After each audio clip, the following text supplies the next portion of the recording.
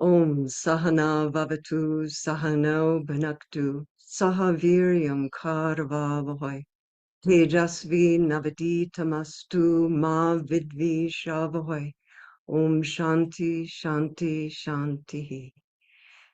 May Brahman, the divine reality, protect us.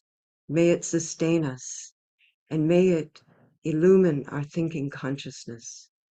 May we not find fault with each other, with the world, or with the teachings, and may what we study be a source of inspiration to us eternally. Om peace, peace, peace. May peace be unto us. May peace be unto all living beings. Om Hari Om Tat Sat. I'm Guru Pyo Namaha. So we're continuing on in our study of the verses of the Encomium.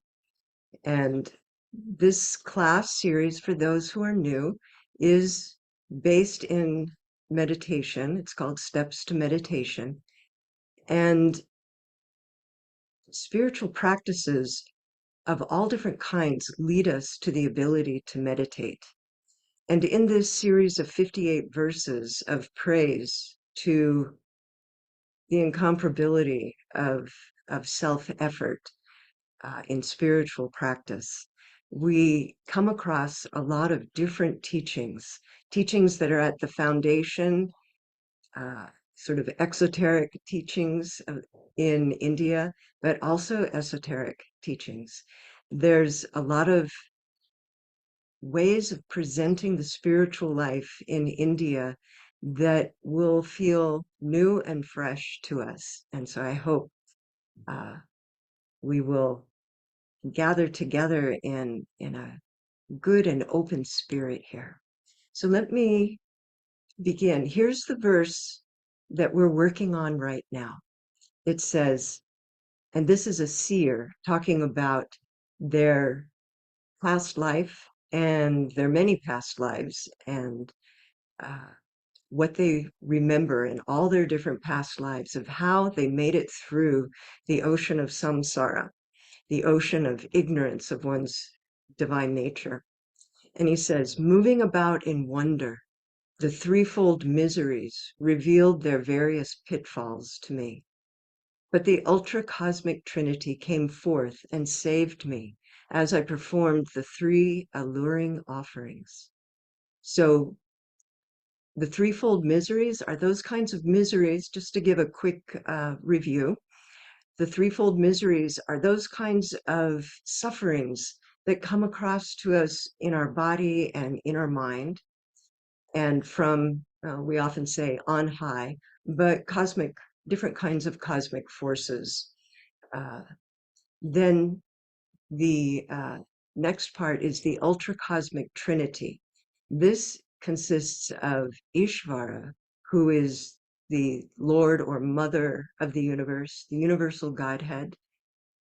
It's that ultimate indivisible reality through the veil of Maya, or with the covering of the universe over it, so that it feels personal to us. It's God that we can love intimately. And the next one is Avatar. And Avatar is the divine incarnation of that Ishvara here on earth, where we get to see face to face, if we're so fortunate as to be born with Avatar, with the divine incarnation, we get to see him, her face to face. And if we're not so fortunate, then we get to read and hear about the accounts from the divine lineage that they leave, and the scriptures that are that grow up around them, and they become what's called our Ishtam. Very often, people will take a divine incarnation, Jesus or Buddha or Ramakrishna, as their Ishtam, and the Ishtam is that God as our chosen ideal that exists ever within our heart. It sometimes goes by another name called Antaryami, the inner ruler, immortal, seated in the heart. So this particular class, since we've already gone through the threefold miseries and the ultracosmic trinity, we're going to focus on the rest of this, which is how the ultracosmic trinity came forth and saved the devotee as they performed the three alluring offerings. So these three alluring offerings in Sanskrit consist of arati, puja, and bhajan. And in English, that is the daily invocation, the ritual ceremony of worship, and then singing the names and glories of God. So, cutting to the chase, one would say that in performing these three alluring offerings, that the devotee establishes a connection. Now, the connection is always there, but we're quite often distracted from it. And we'll have more to say about that shortly. So we get distracted. So we have to make an effort to to to reestablish that connection consciously. So Sri Ramakrishna gives some nice stories about this. In one story, he talks about how back in the day when there was only telegraph, but we could even say later on when there were telephone wires before we had satellites in the sky, uh, that these lines would break. And so then people would have to send out technicians and they would have to trace the line and they would find where the line was broken and they would repair it. These three alluring offerings are the practice that repairs that connection. So I was thinking also in different teachings that Sri Ramakrishna gives that there would be devotees who would come to him and they would say, but I don't know who to worship. I don't know what God is. How do I proceed? And so he taught this prayer and he said, "O Lord, I do not know what you are. Please reveal yourself to me." But it's not enough to just say that. But what we get from it is that if we truly want this divine connection consciously, then it's there for us, but we're going to have to put some effort into it.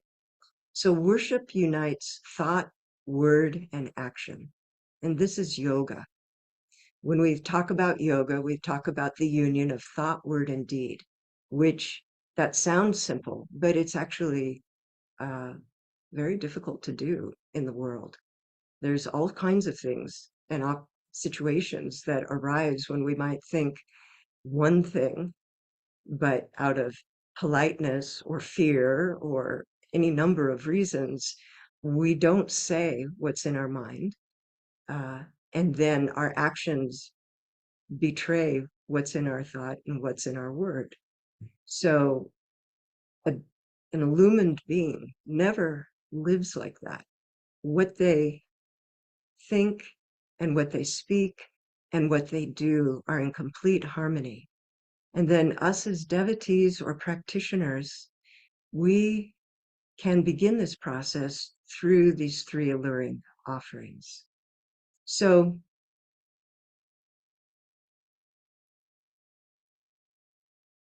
let me see where to begin next. So let's begin with this quote from our Padam Guru, Swami Asheshananda.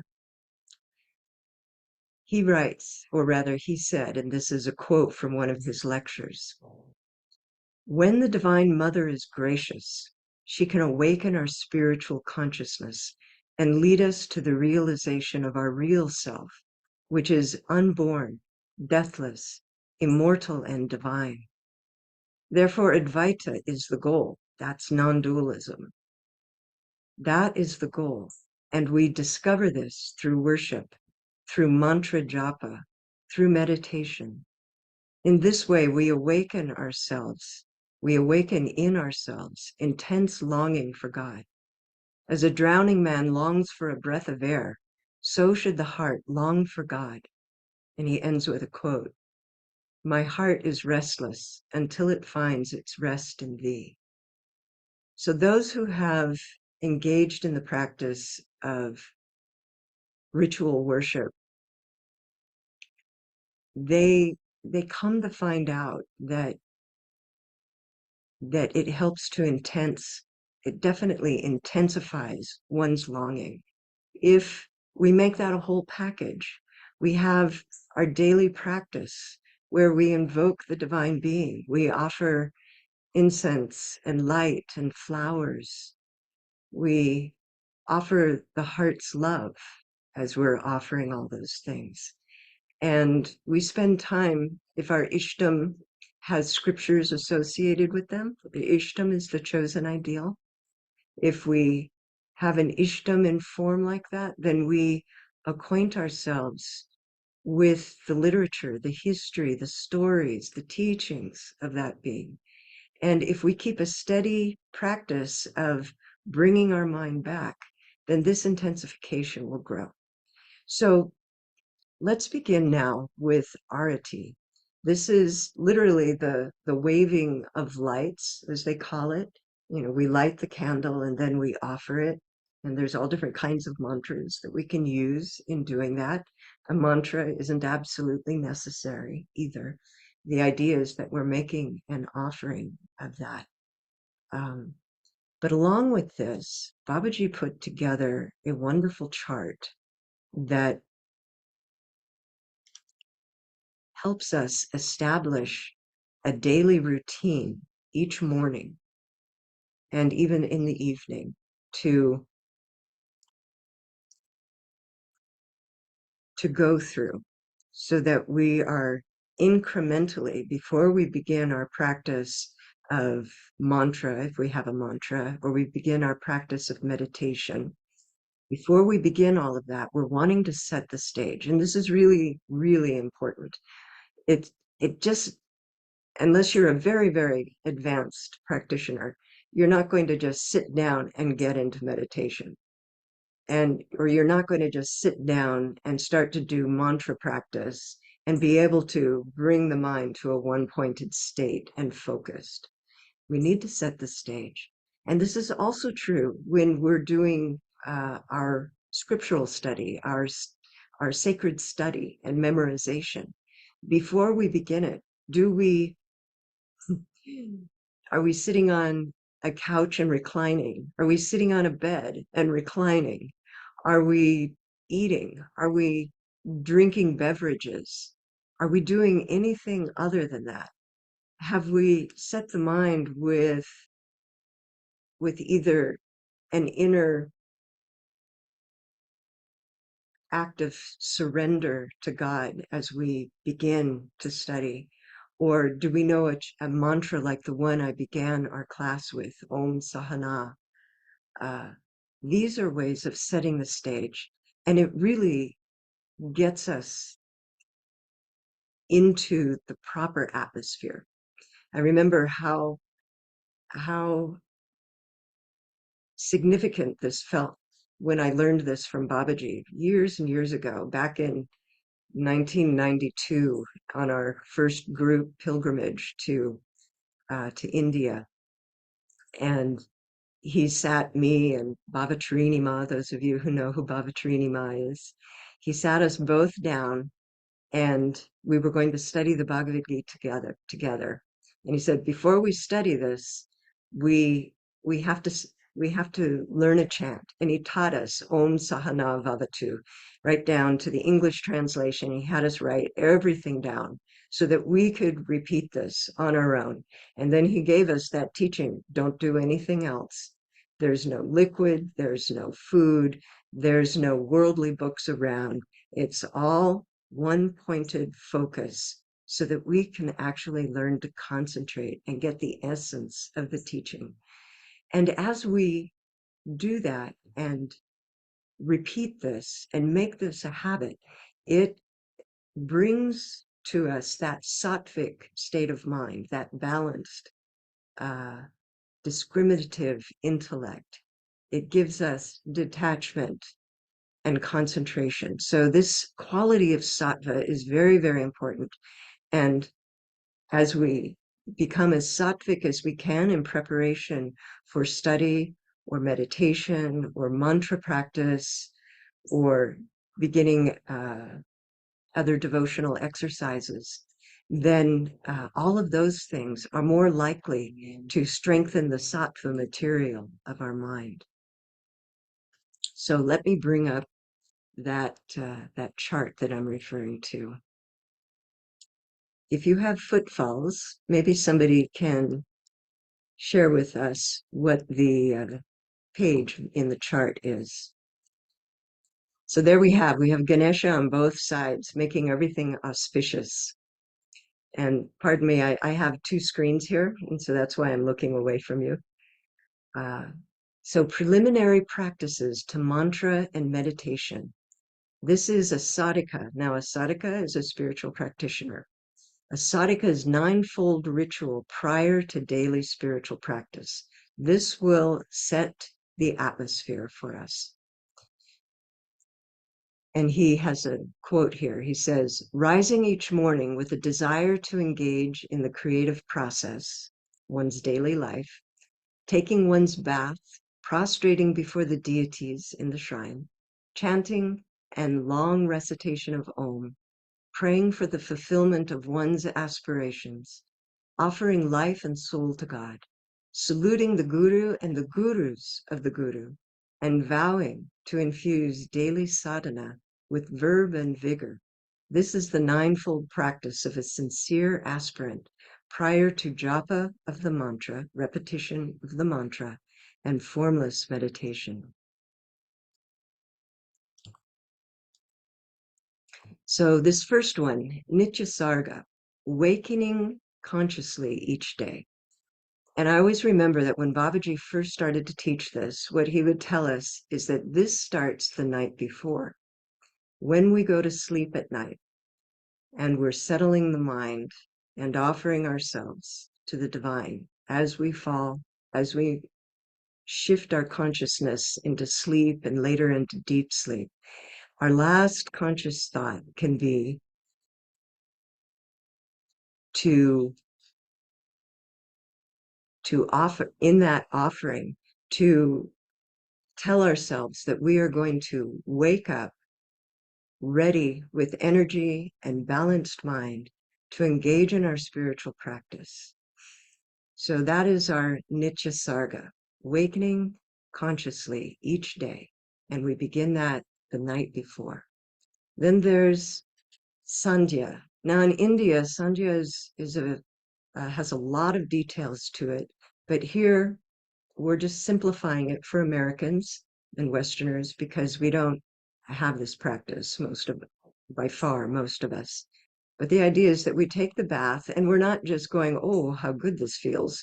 We're thinking that this is water. This is a divine element. It's purifying.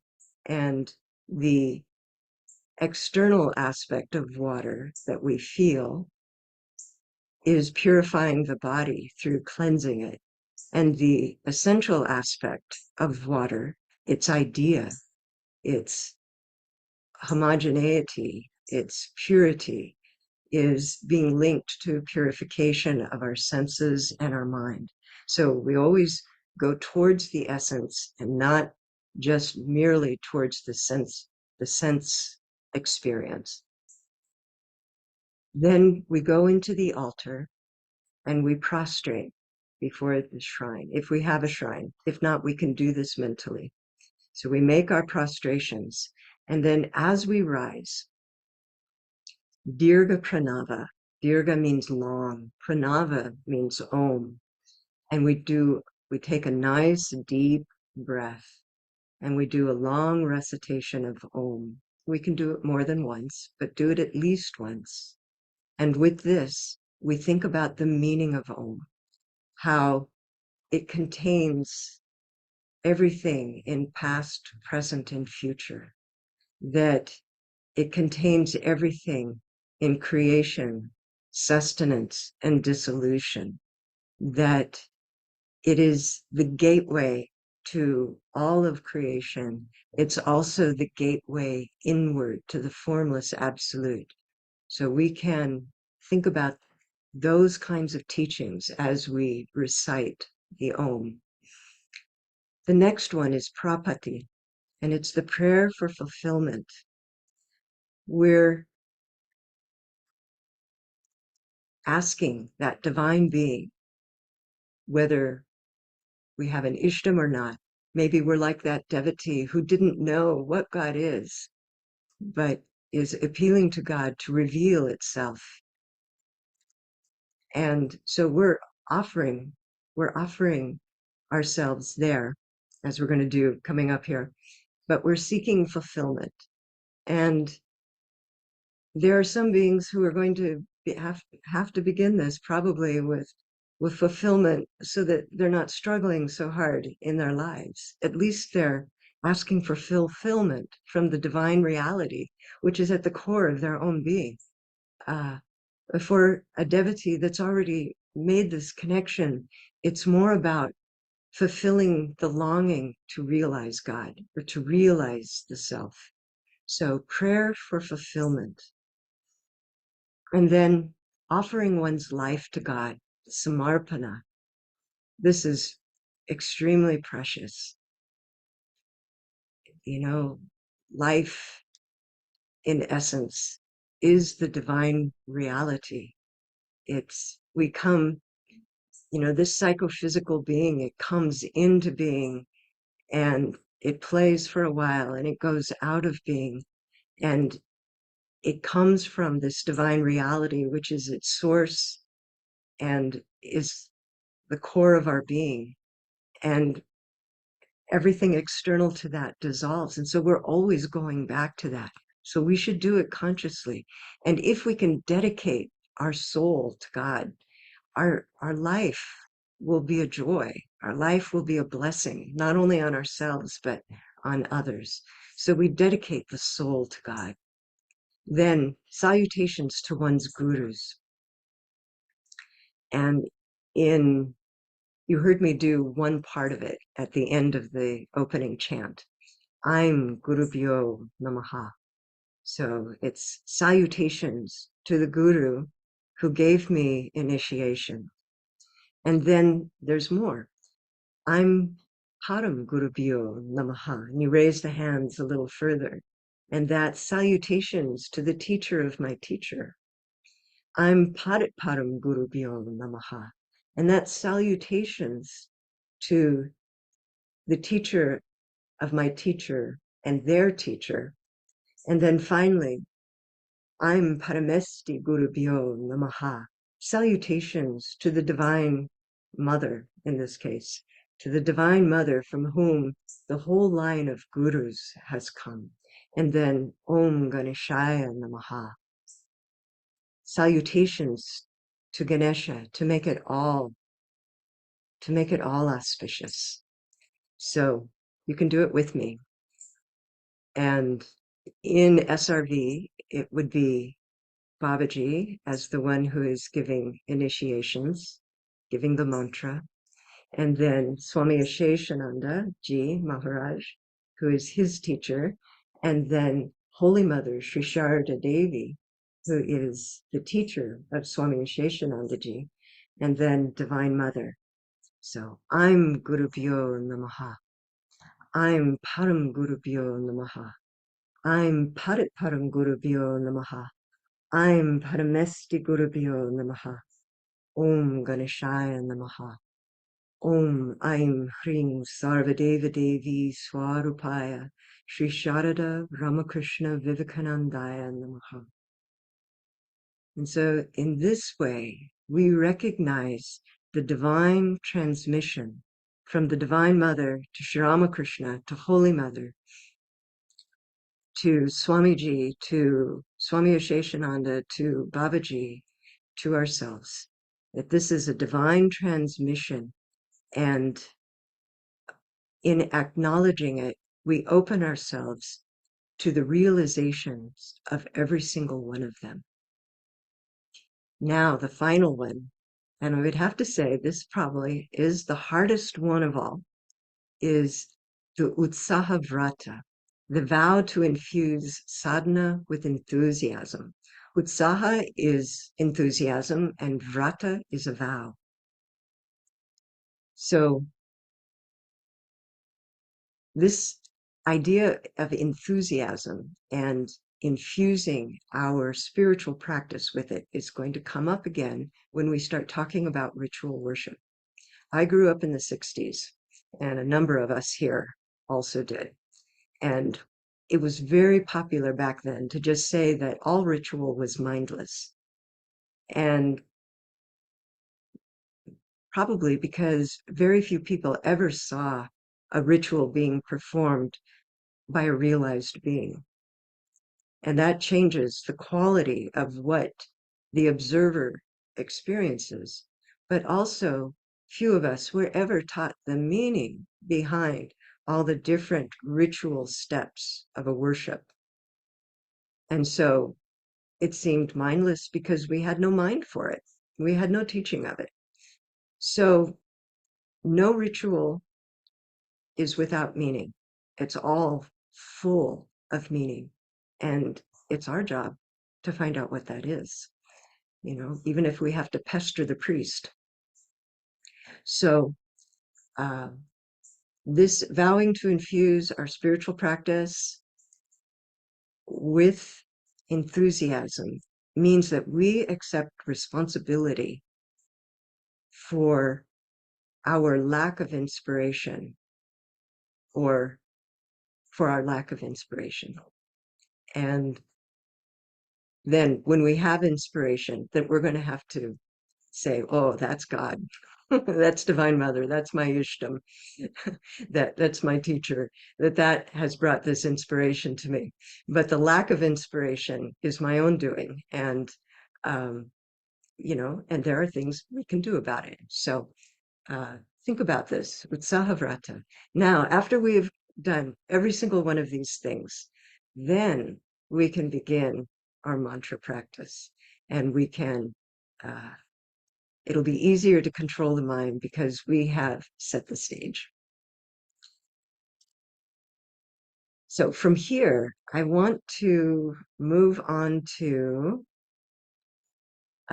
puja by talking about this. Now, knowledge is really, really important in worship, maybe especially in worship, because otherwise it becomes mindless instead of mindful.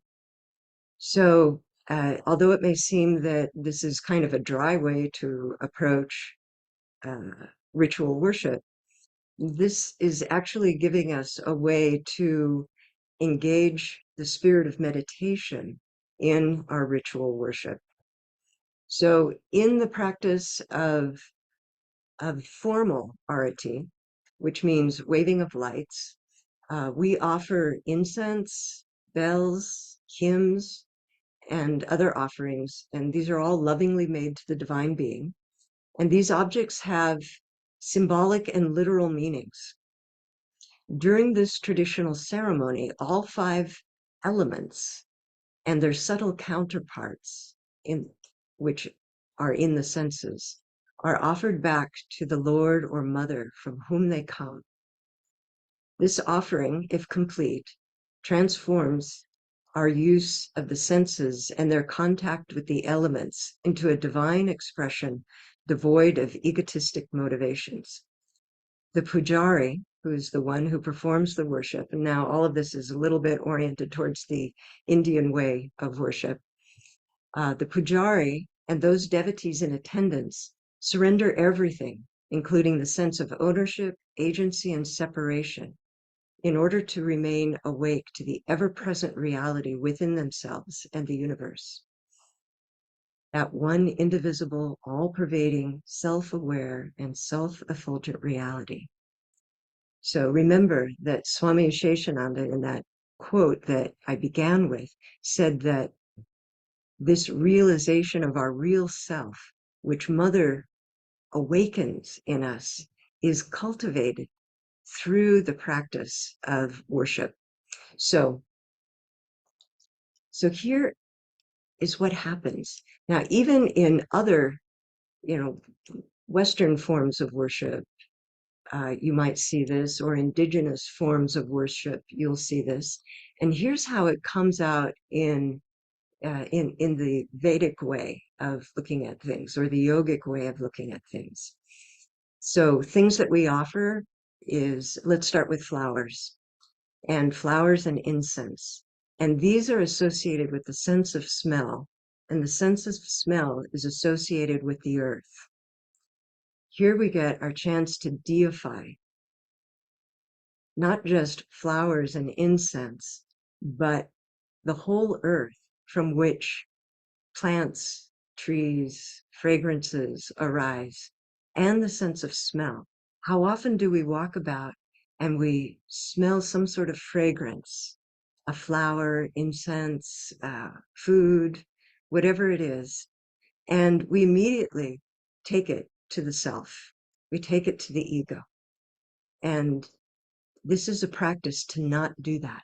And you'll notice that when the pujari offers the incense, that their mouth is open. They're breathing through their mouth, not through their nose, so that they don't take it in and have the ego try and claim it. It's an offering back to God, and they're offering the sense of smell back to God too. So it becomes deified. So this process of surrendering, which can go by another name here, like renunciation. We're renouncing the selfish use of the sense of smell and all the objects of the earth. And we're deifying it in the process of returning it to its source. Now, I know that those of us in SRV are going to look at this and go, oh, this is another way of dissolving the mind stream. And it is, through the practice of worship. So the next one is food and water are also offered. Now, food, of course, we know that comes up and out of the earth. But here we're talking about the sense of taste. And the water and food, you cannot taste food without water. So it's linked to the element water, which is also in the cosmic mind, the principle of homogeneity. And this is linked then with the sense of taste. All of these go together. And so we're offering the food not to ourselves, but to the Lord. So even when we're preparing the food for offering, we're not tasting it. We're making it a pure offering. Then there's the candle flame. And this is fire, associated with the element fire, and the sense of sight. So here we're surrendering the selfish use of fire and sight and offering it back to its source. And it's becoming purified in that sense. And we're relieving ourselves of the burden of having egoistic reactions to all these things. And then there's the fan. The fan, in India, it's hot, so you fan the deities. And so that represents the element air and also the sense of touch. And then the conch, or the bell, and this represents ether, because sound travels through the ether. Now, I don't want to go into scientific details. We know that you need air in order to hear it, but that's just in this physical realm. You can hear a bell in your mind, and that's traveling through ether, through akasha. So the sense of hearing, and you hear things without your ears. You hear them subtly in the mind. So this is why Babaji is always telling us, and the seers are telling us, that this principle of hearing is the most subtle of all, and that and akasha, to which it's linked, space, but not, this is a more subtle aspect of space, so we call it ether. It's contemplating, finally getting to the point of contemplating this, that the mind begins to enter into deeper, more subtle contemplations. So, and just one thing to mention that I see a note here about it is that the conch is very special. We also use the bell, but the conch is especially significant because sound exists in the shell, right? We put it up to our ear and it's like hearing Om, right? Nobody sounds it, so it comes to represent Om very clearly as the unstruck sound. Okay, so I'm going to address a particular issue that Swami, and I'm going to use Swami Vivekananda to do this, because sometimes worship is really hard for Westerners to get into. And many of us were raised with the idea that worship of images and emblems was a kind of idolatry.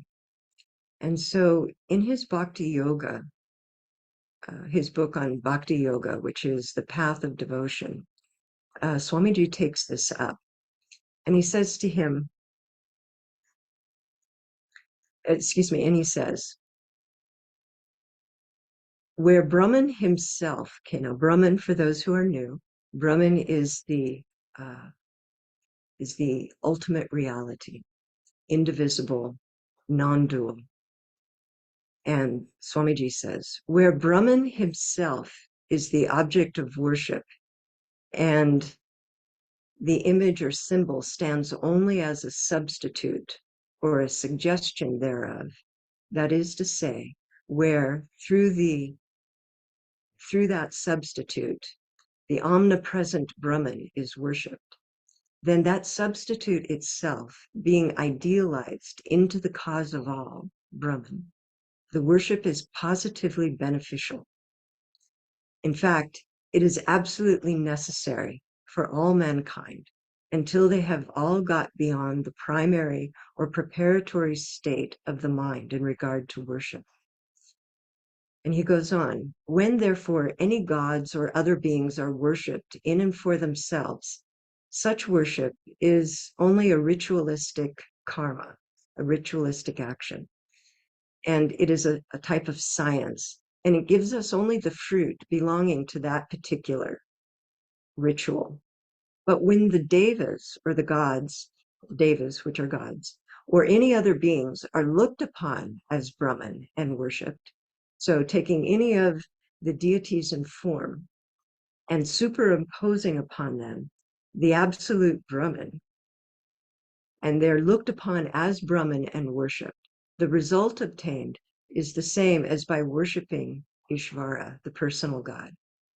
This explains how, in many cases, both in the scriptures, the highest scriptures, shrutis, and in the smritis, the stories, a god or a sage or some other extraordinary being is taken up and lifted, as it were, out of his own nature and idealized into Brahman, and then worshipped. And the Advaitin says, is not everything Brahman when the name and the form have been removed from it? Is not the one Lord the innermost self of everyone? So this has to do with substitutes and images. So when we take, so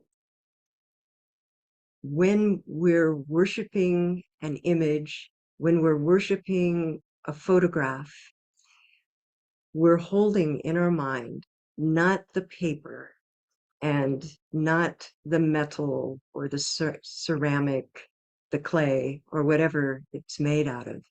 What we're holding in our heart is that this is a platform to enable me to concentrate my mind so that I can settle in and realize that one ultimate reality. So now this is looking at it in a very intellectual way. Now let's see what happens when we're looking at it in devotional terms. So there's this wonderful book that I've been talking about for months and months now, probably years. And it's called In the Divine Realm. And it's the recollections, the reminiscences of who was then a young monk who was the attendant of Swami Shivananda of the Ramakrishna order. And Swami Shivananda was the second president of the Ramakrishna order. And so this young monk was taking his turn in the worship of Sri Ramakrishna in the altar at Bellarmat. And he in his letters he presented to Swami Shivanandaji some troubles that were in his mind. He said, while cleaning the temple and preparing for the Lord's worship, I would often wonder, is Sri Ramakrishna alive in this picture? What comes of paying tribute to the deity or decorating it with flowers and garlands?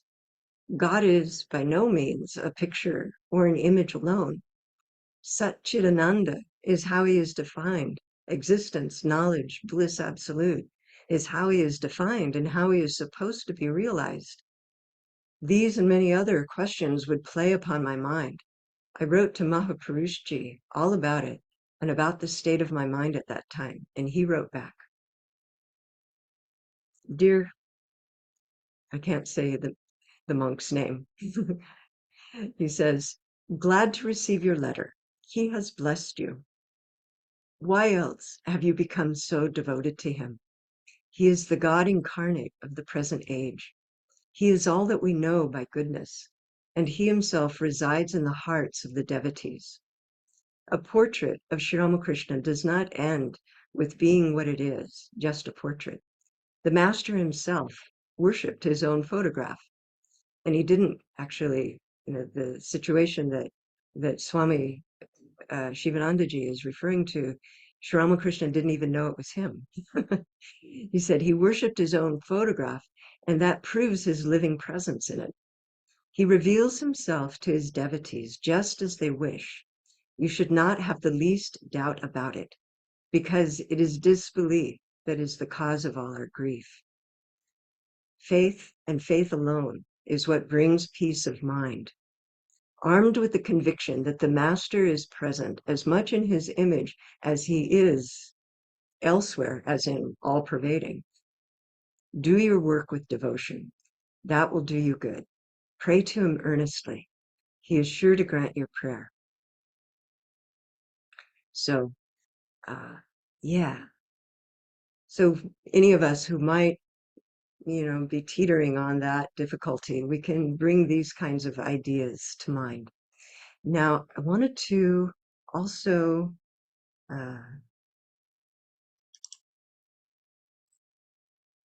show you another chart and talk about a few different things. Give me just a moment here. Here we go. It's a chart I put together with some quotes in it. And we've already read this first one that shows the beautiful photo of Holy Mother doing worship. And yeah, let's take it this far.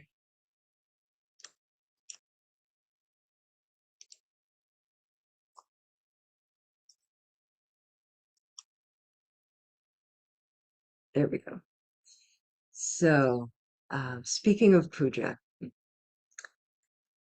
let's start with this quote from Babaji, because this really struck me the other day.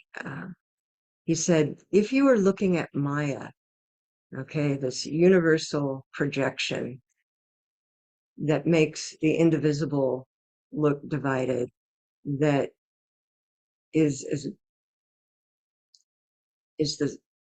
the covering over our knowledge of our divine self. If you are looking at Maya and condemning it, you are on the wrong track. You should be deifying it so the deities come out of it and bless you. So think about that. So that the deities, if we deify it, then the deities will come out and bless us. So this brings up a very subtle teaching because if we worship nature, earth, air, fire, water, and ether, and all its different combinations, if we're worshiping the sun and we're just seeing it as a sun and we're seeing it separate from ourselves, and our mind is not going from the external to the internal of what the meaning of the sun is, if we're looking at the flower and we're just enjoying it, taking it to the self, and uh, not thinking of it as uh, brought forth from the earth, and that there's a deity of the earth, the essence of earth is a deity, and that deity is within us. If we're just looking at the surface of everything, then the deities don't come forward. And so this reminds me of a story that about Swami Shivanandaji again, and I heard this story from actually Anurag in one of his classes years ago. He told this story from some source that uh, when Swami Shivananda was the president of the order, and he was a man of samadhi. He was in samadhi a lot. And every morning he would begin with meditation, and his meditation was never complete until he had darshan of Sri Ramakrishna, literally, and was communing with him. And anyway, so when devotees would come and have meetings with him, he would stand up and salute them, and they would get all flustered because they were supposed to be going and bowing down at his feet. But before they could do that, he was saluting them. And so they would complain to him and they'd say, Maharaj, don't do this. He says, but I cannot help myself, because as soon as you enter, the deity within you presents itself to me. So I have to salute. So imagine keeping our consciousness that subtle all the time, that the divine being, whether it be the Ishtam or the Atman of whoever is before us, presents itself first.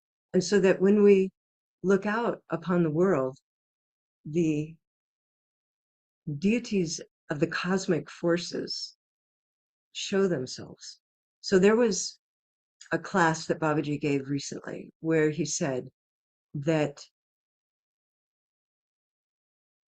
when, okay, going back to cosmology, we know that there are the five great elements, ether, air, fire, water, and earth, and that those combine and recombine so that we have, the earth that we can touch, and the sun in the sky, and the birds and the flowers and the trees and all of that. Okay. Everything that we see and touch, taste, and smell in this physical world is made up of the five elements in this way of looking at things. And we don't remember that when we're looking at objects. So he said, as soon as these combinations appearing to us as objects appear, the five elements recede into the background. So this is what's happening to us when we're unconscious of our surroundings as we walk through the streets, as we walk through the house, is that each one of those elements has a deity standing behind it, and those deities are connected in to higher deities and come out of them, and all of this is taking place within us. They aren't out there, they're in here. So so this is just something to think about. Now, again, with regard to worship,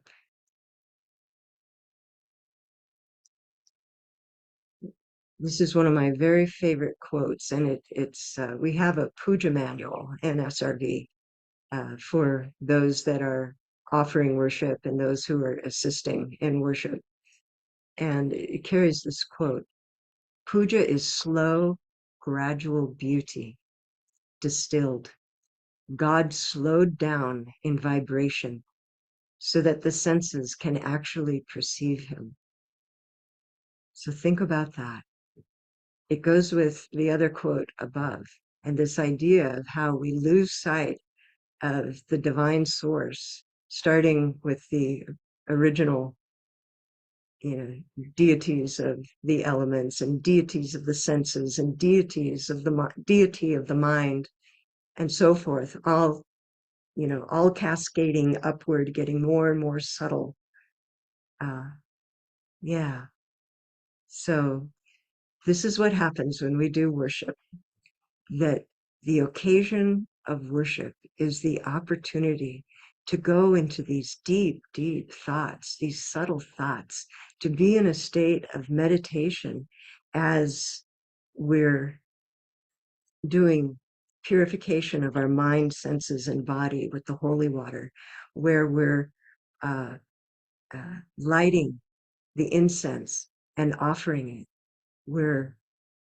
And as we're ringing the bell, as we're lighting the candle, all of this is both an offering and a chance to get to the inner of the outer, to go inside and take it deep into us.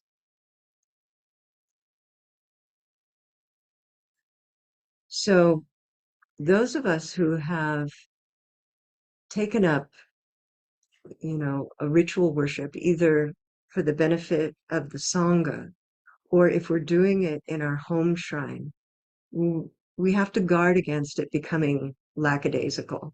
So again, remember that infusing utsaha, enthusiasm. Make sure that one is present and keep it fresh every time we do it. Now, one of the ways that we can do that is, again, we've already talked about setting the atmosphere. Another way of setting the atmosphere is the third component of this alluring offering, which is singing God's glories and chanting the names of the Lord. So if you had joined us earlier, you would have heard a very ecstatic song to the Lord of the universe called Chintaya Mamamana Safari. And it's ecstatic. And I would love to end with it. But I want to say a few things first. Uh, and I'll do it at the end, so those who want to stay and listen to it who weren't there for it can do so, and those who need to go can leave the meeting, the class.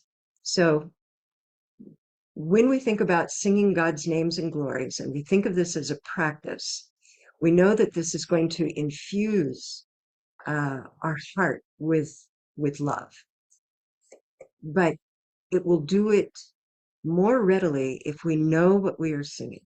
And so this is one of the reasons why, in bringing these divine wisdom devotional songs, that Babaji always made sure to put a recitation of the meaning of the hymn or the stotram of the song. That was always included, even in the chants, where you're literally repeating a divine name over and over again, or a variety of divine names over and over again. In the songbook, you would get the meanings of all of those, so that you could contemplate them and not just zone out or bliss out on just the joy of singing. Singing, of course, opens the heart. It opens the heart automatically. But are we opening the heart to feel God, or are we opening the heart because we just want to? Are we singing just for enjoyment? Okay, so this is one of the dangers that has come about in the kirtan movement in the United States, is that it's kind of like a spiritual entertainment. And of course, not everyone who engages in it is doing that. But it is a danger to guard against. So we want to know what we're singing and to dwell on that as we're singing. And that's what's going to bring our minds to a higher level, open the heart, and concentrate our minds. So there's so much more that could be said about this, but with just 3 minutes left, I'm going to let the music be our ending chant.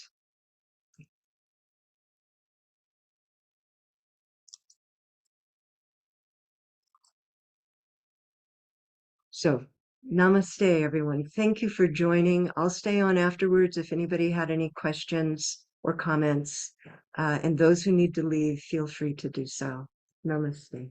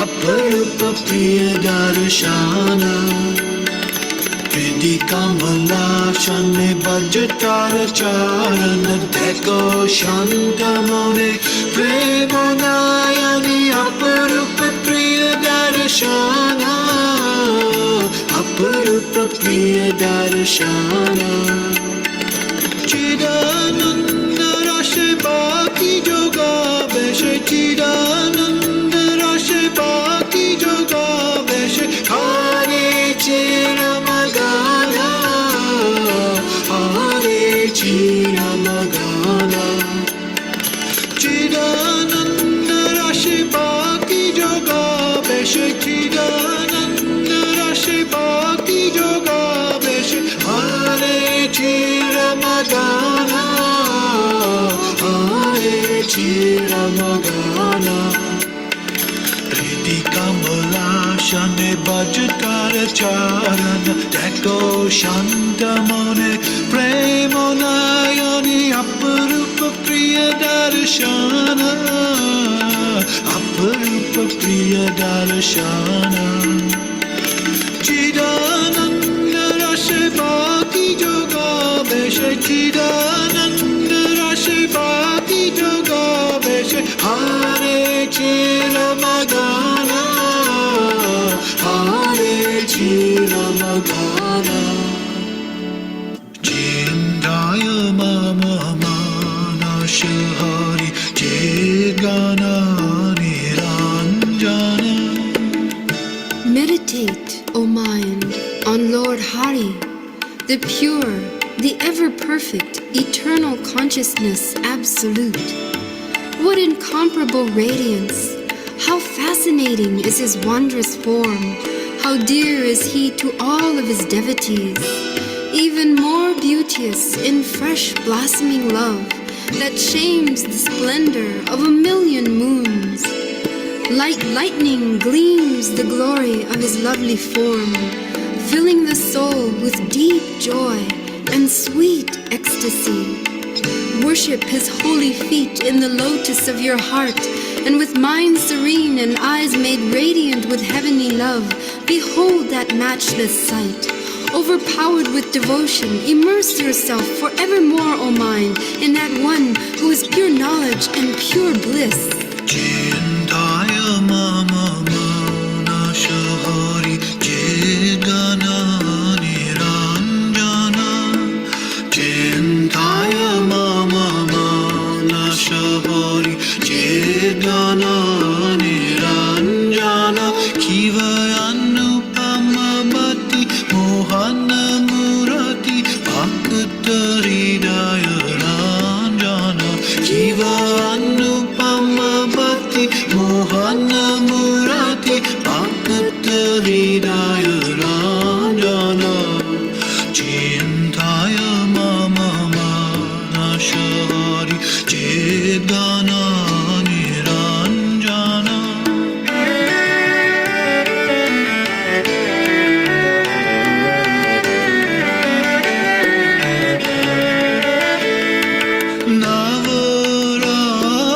Navaragiranjita Koti Shashi Vinindita Navaragiranjita Koti Shashi Vinindita Bijuli Chamake Arupa Aloke Bhulake Shihori Jivana Kiva Bijuli Chamake Arupa Aloke Bhulake Shihori Jivana Chintaya Mama Manasha Hari Chidgana Niranjana.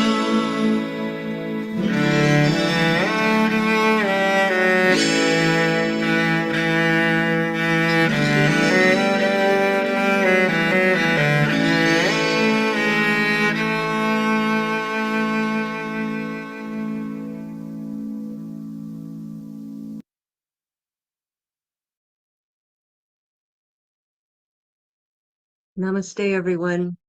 And just a reminder, we have a full class set of classes this weekend and a new series, Sunday series beginning. Yes, so there'll be a new link and you'll see that on the Friday email. All right. And Anurag next Wednesday. Namaste.